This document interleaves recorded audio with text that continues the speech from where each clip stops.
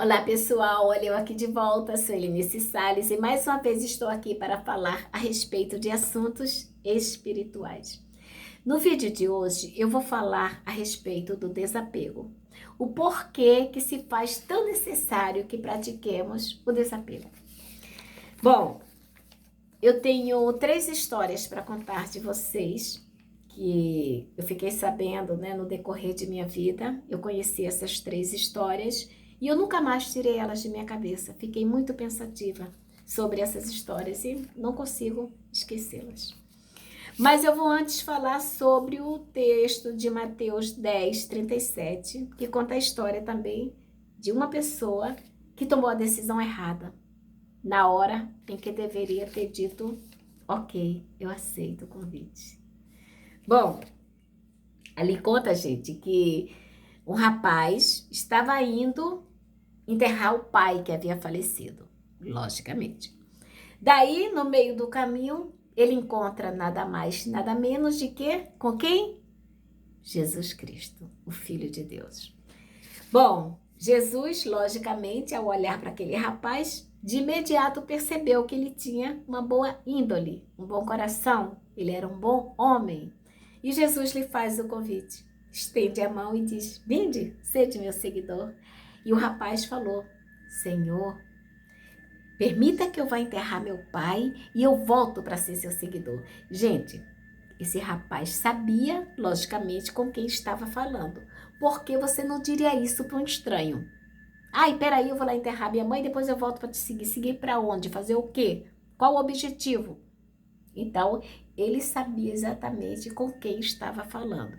Só que o momento daquela decisão, no momento exato da decisão, ele fez a escolha errada.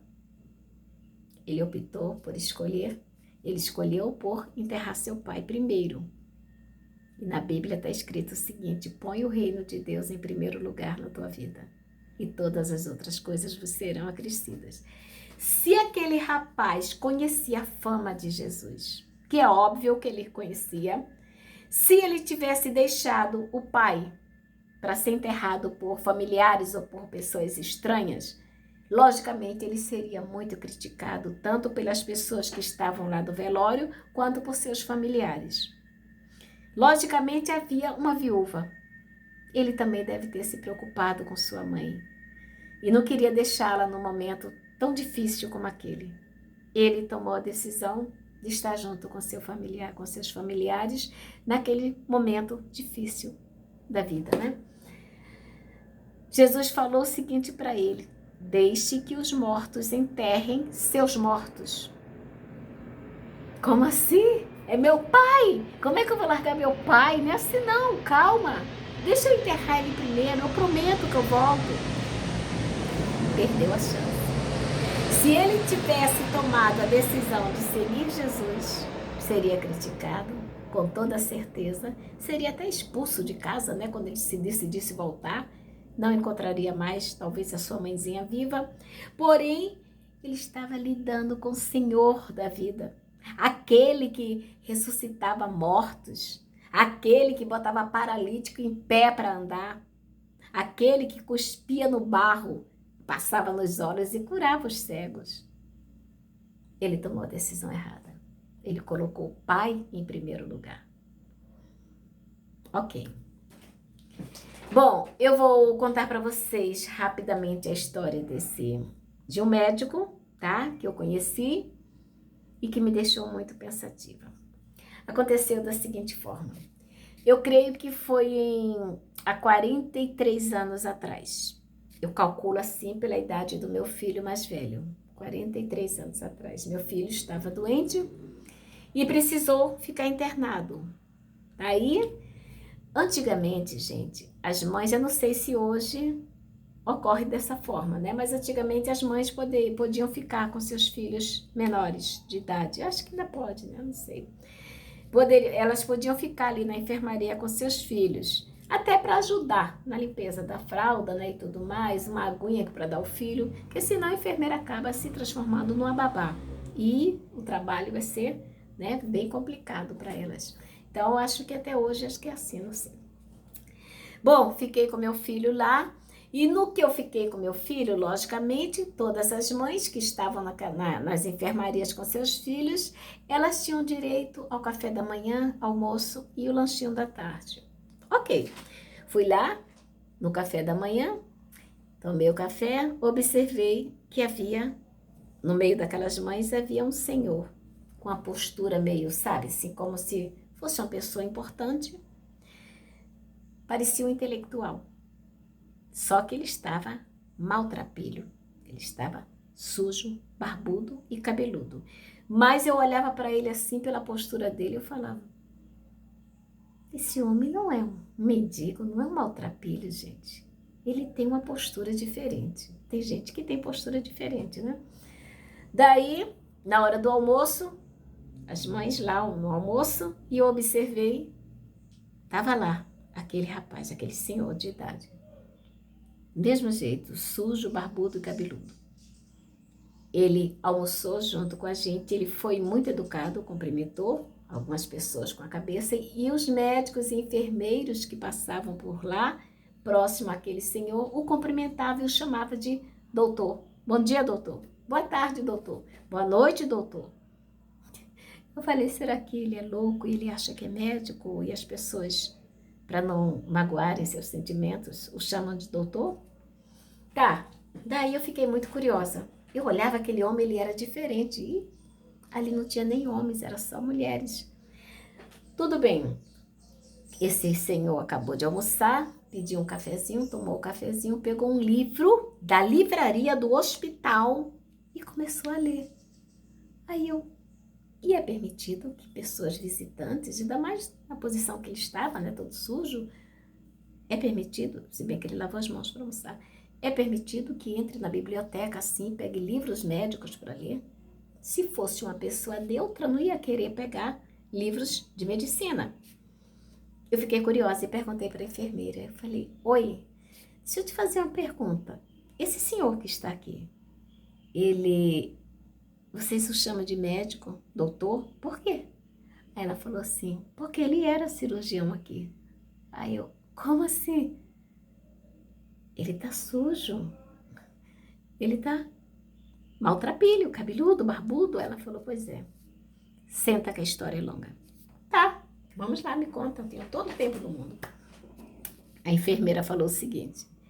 Esse senhor, ele tinha uma vida maravilhosa. Ele, como médico, ele tinha possibilidades na vida. Tinha cartão de crédito, tinha tudo, conta no banco, tinha casa, tinha família, filhos maravilhosos. Ele tinha uma vida perfeita, uma vida feliz. Trabalhava e juntava o dinheirinho para poder dar conforto à sua família. Deu tudo do bom e do melhor para sua esposa e filhos. Sendo que a sua esposa contraiu uma doença e aí ela acabou falecendo. Aquele médico entrou numa depressão tão profunda, mas tão profunda porque ele realmente amava a sua esposa.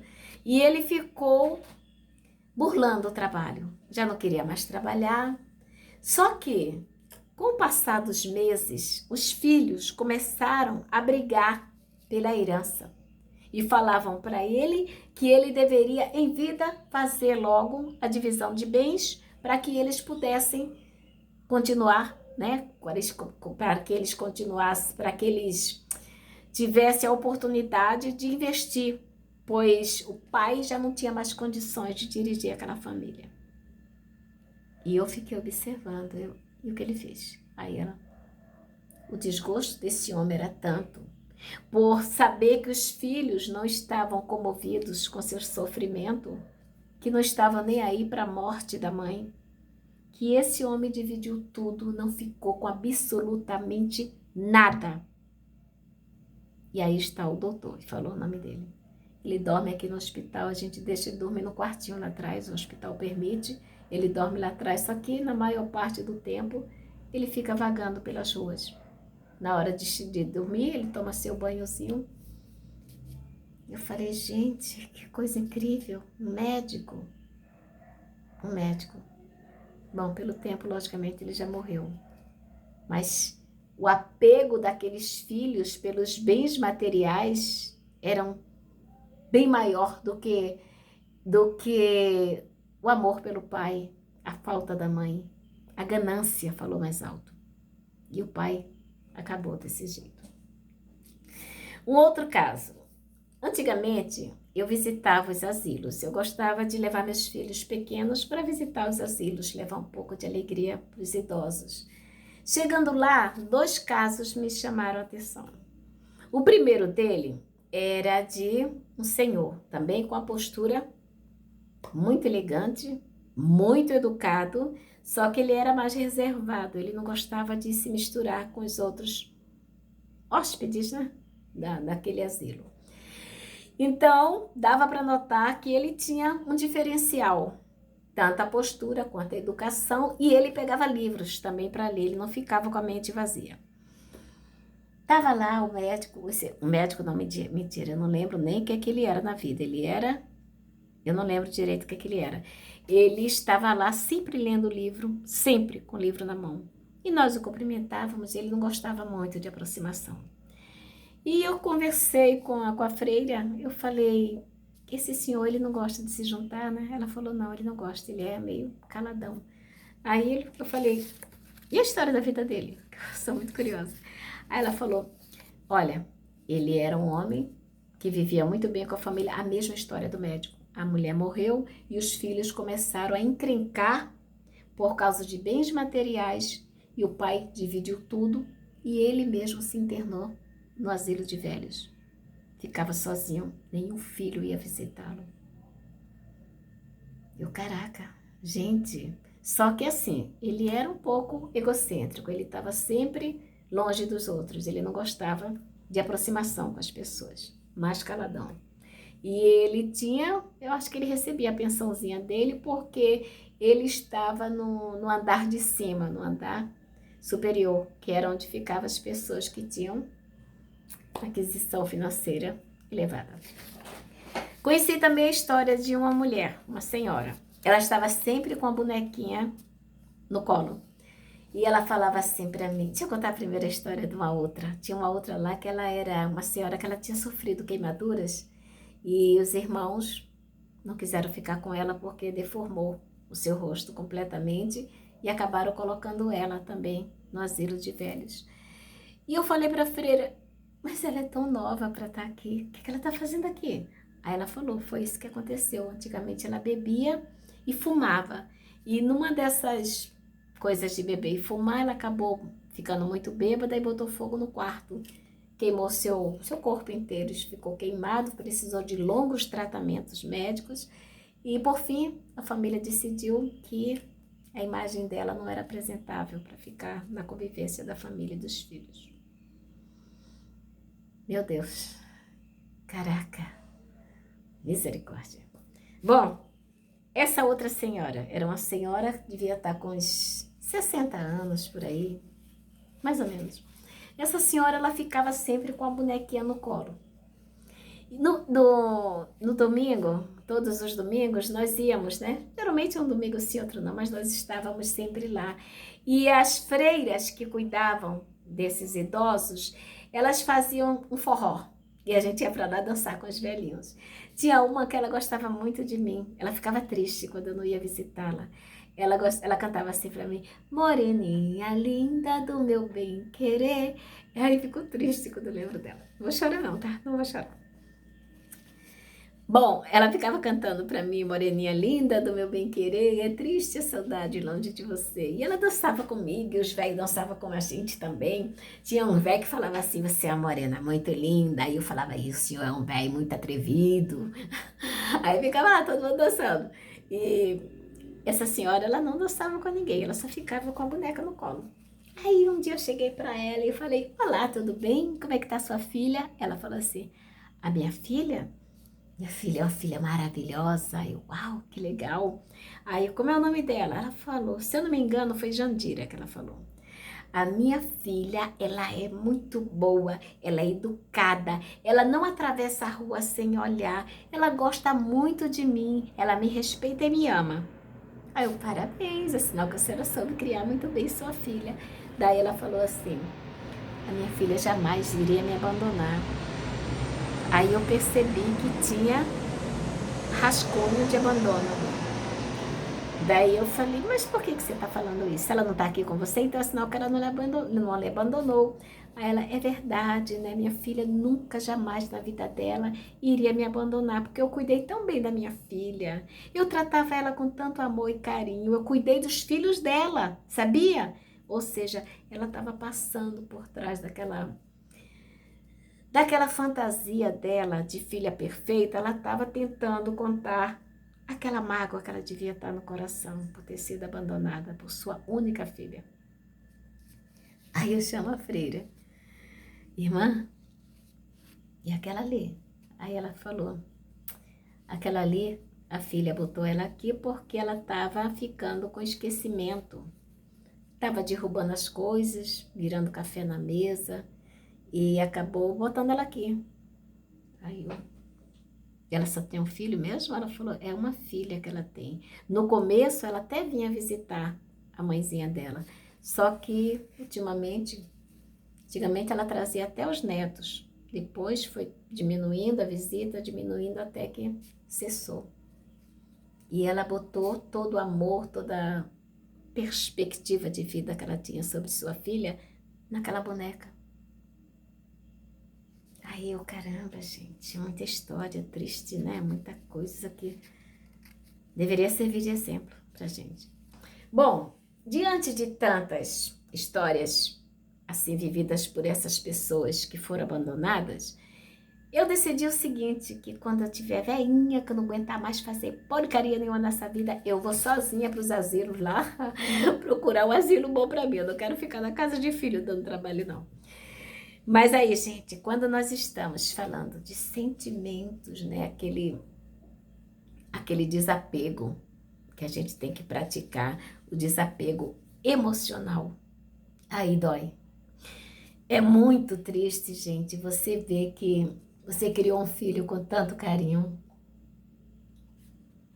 com toda a educação do mundo, ensinou a andar, a falar, a sobreviver, e de repente vai para um asilo. Ou os filhos simplesmente abandonam o pai e a mãe. Esses dias tinha uma conhecida que estava se queixando do filho. Que o filho casou e desde que casou ele parou de visitar a mãe. Aí eu falo para ela, olha, tu quer saber? Aprende a viver tua vida sem filhos. Seus filhos já cresceram, já criaram asas, agora tá na hora de você começar a viver. Porque até então você estava cuidando de filhos, certo? Mas ela sofre muito com o abandono dos filhos. Do filho, né, na verdade, que é só um que... Assim, gente, eu acho o seguinte, no meu ponto de vista, ok? Nós devemos estar preparados para abandono, para viver sozinha mesmo, tá? Vivermos sozinhos, por quê? Porque um dia teu marido te trai, te troca por outra. Ou seu namorado simplesmente encontra uma melhor que você, mais novinha. Aqui, por exemplo, eu conheço uma que o marido trocou ela por uma mais velha. Eu fiquei abismada. Eu falei, gente, a mulher dele nova. E ele trocou por uma mais velha. Trocou por uma mulher bem mais velha. Tem idade de ser mãe dela. Foi embora com ela. Essa menina entrou na depressão, que misericórdia, viu? Foi muito triste. Foi muito triste o sofrimento dela. Mas hoje em dia já tá bem. Então, o ser humano, ele abandona. O único ser que não abandona é o cachorro. Até o gato abandona a gente, sabia? Mas o cachorro, ele tá ali do teu lado pro resto da tua vida. Então, se você tiver que fazer uma opção na sua vida, opte por um cachorro. Simples assim. Porque se você tiver dinheiro, ele vai estar do teu lado. Se você virar uma mendiga de rua, ele vai estar do teu lado. Se você ficar no hospital, possivelmente ele fique do lado de fora esperando que você saia.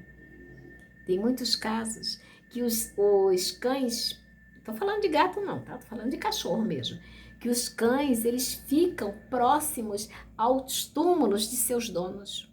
Eles ali, ó, dormem em cima do túmulo. Então a gente tem que estar preparado, gente, para viver sozinho também, se abandonar mesmo, deixar, se permitir ser abandonada também. É muito difícil, né, você desapegar de pai, de mãe, quando você percebe que Está se esforçando demais para fazer parte daquela família, ou de repente, sei lá, um filho não está querendo que você se aproxime mais dos seus netos, ou tem vergonha do seu jeito de ser, do seu modo de ser. Permita que essa pessoa seja livre para que viva a sua vida. Não faça questão de viver ao lado de alguém que quer distância de você. Não faça questão. Aprenda a viver sozinha. É a melhor coisa da vida da gente. A gente para de sofrer quando a gente desapega a gente. Olha, eu era uma pessoa muito apegada a tudo nessa vida. A objetos, cachorro, cães, gatos, amizades. Eu era muito apegada. Eu sofria muito quando eu sofria um abandono, quando eu era abandonada. Meu Deus do céu, acho que o mundo caía. Chovia canivete na minha cabeça.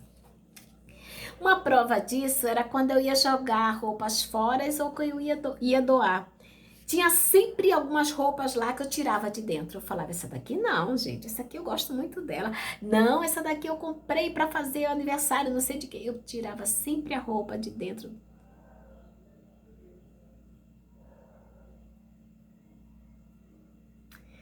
Tem uma presença aqui. Deus seja louvado.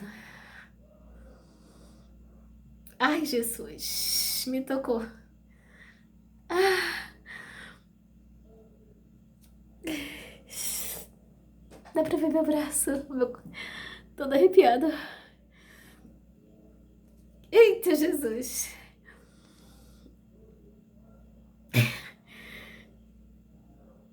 Eu acho que ela veio dizer que ela não me abandonou.